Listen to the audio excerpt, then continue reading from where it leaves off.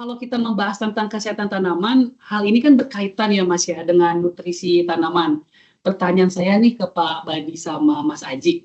Bagaimana sih nutrisi tanaman dapat mempengaruhi kesehatan tanaman? Mungkin saya minta bantu dari Pak Badi dulu Pak. Kira-kira seperti apa Pak Badi? Baik, terima kasih atas pertanyaannya, baik sekali. Justus von Liebig mengatakan bahwa jika salah satu unsur tanaman itu hilang atau kekurangan unsur hara, pertumbuhan tanaman akan terhambat meskipun unsur-unsur lainnya berlimpah. Jadi penjelasannya begini, nutrisi mempunyai peranan penting dalam pertumbuhan dan produksi tanaman kelapa sawit. Sebenarnya tidak hanya kelapa sawit, tapi juga tanaman yang lain pun sama. Nutrisi yang dibutuhkan oleh tanaman kelapa sawit ini dikelompokkan ke dalam makronutrien dan juga mikronutrien.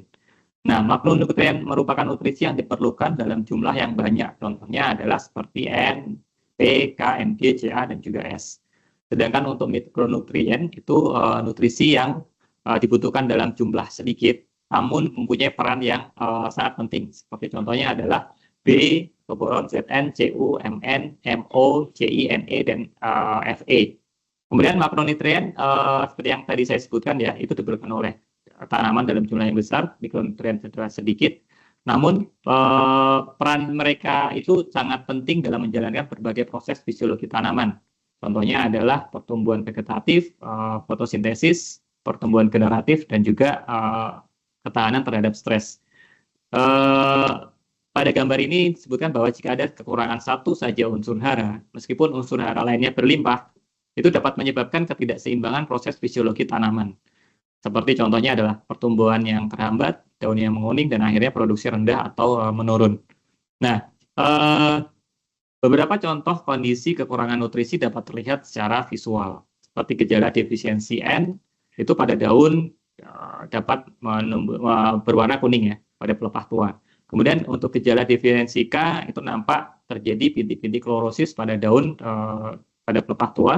Dan gejala defisiensi P itu nampak pada pertumbuhan tanaman yang kerdil, sedangkan untuk Fe itu daun tampak menguning tapi di pelepah-pelepah muda.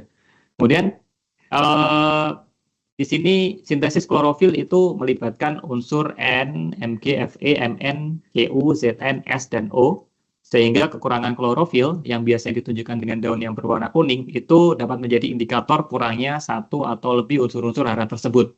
Nah, dengan adanya kenampakan visual dari gejala defisiensi nutrisi di atas, itu menjadi potensi untuk dapat dideteksi atau diidentifikasi ya, menggunakan teknologi kecerdasan buatan, seperti contohnya adalah kita menggunakan teknologi computer vision.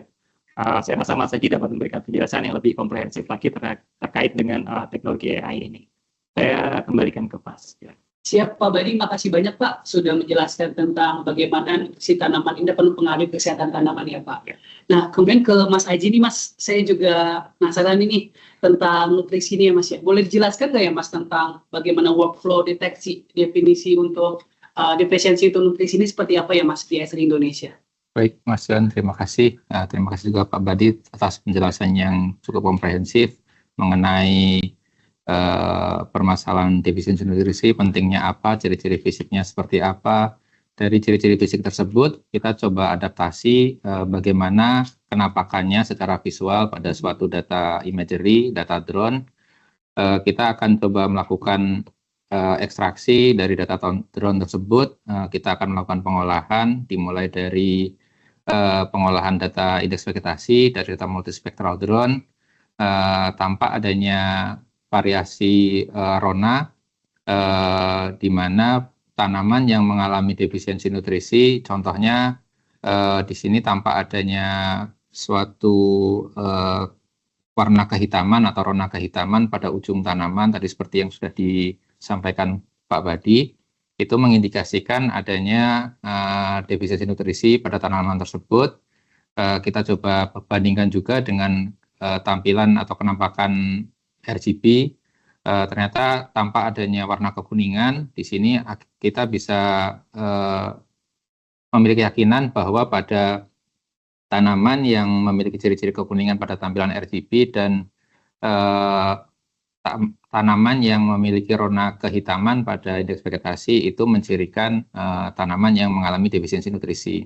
Dari proses pelabelan ini kemudian kita masukkan ke dalam proses pembangunan model deep learning dengan parameter yang kita atur, kita sesuaikan, kita dapat memperoleh hasil prediksi di mana saja sebaran tanaman yang sehat dan tanaman yang sakit atau tanaman yang mengalami defisiensi nutrisi, ditunjukkan dengan bounding box atau kotak-kotak yang berwarna merah. Dari hasil ini kita bisa lakukan pengolahan lebih lanjut untuk merekonstruksi geometri dari objek hasil deteksi ini. Dari awalnya kotak atau berupa bounding box menjadi lingkaran sehingga lebih representatif untuk objek kajian kita, kelapa sawit. Dari hasil ini kita bisa sajikan menjadi sebuah dashboard sehingga informasinya akan lebih mudah diterima oleh pengguna dan mendukung analisis berlanjut, contohnya untuk analisis produktivitas dan kebutuhan pupuk ke depannya. Sebagai contoh dari hasil workflow tadi, hasil penerapan GeoAI untuk case defisiensi nutrisi, pada suatu area kebun telah terjadi defisiensi nutrisi unsur Mg, dicirikan dengan pelepah tua yang berwarna kuning pada bagian ujung.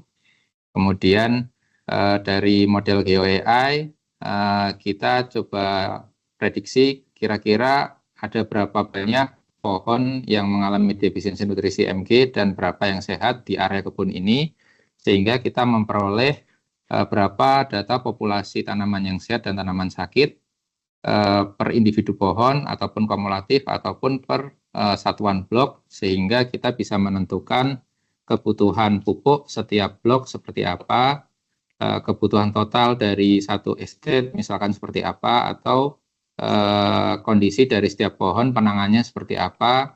Itu sangat mungkin untuk dilakukan. Bahkan kita juga bisa melakukan analisis potensi kerugian pada suatu kebun apabila masalah defisiensi ini tidak ditangani, sehingga kerugian akan diterima oleh perusahaan sebesar apa.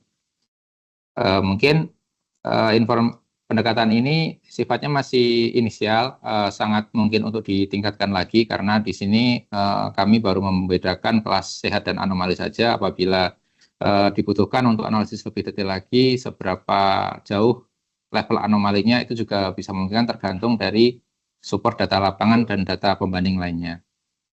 Seperti itu Mas Johan, saya kembalikan lagi, terima kasih. Siap, terima kasih Mas Aji untuk penjelasannya tentang workflow deteksi defisiensi nutrisi ya Mas di ASN Indonesia. Terima kasih banyak. Mungkin kita masuki langsung ke pertanyaan terakhir ini, materi kita Pak. Nah ini saya minta bantu ke Pak Badi ya Pak Badi.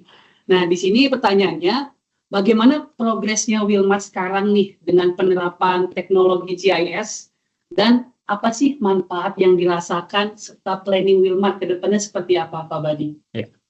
Baik, terima kasih. Jadi, saya akan tunjukkan dengan video ya. Pada slide ini menunjukkan bagaimana kami memanfaatkan ArcGIS Enterprise ya, ArcGIS Enterprise.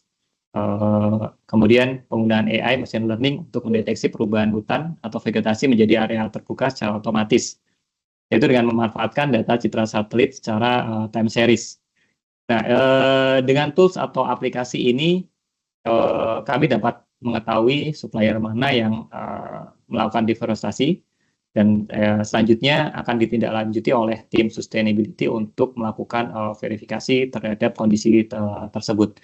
Nah, selain itu, dalam video ini juga ditunjukkan pemanfaatan platform ArcGIS Enterprise untuk membangun dashboard sebaran konsesi perkebunan kelapa sawit yang menjadi supplier TPS maupun CPO ke pabrik kelapa sawit milik Wilmar.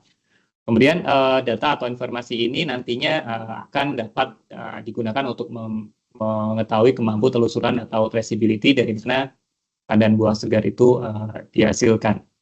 Nah, next slide-nya.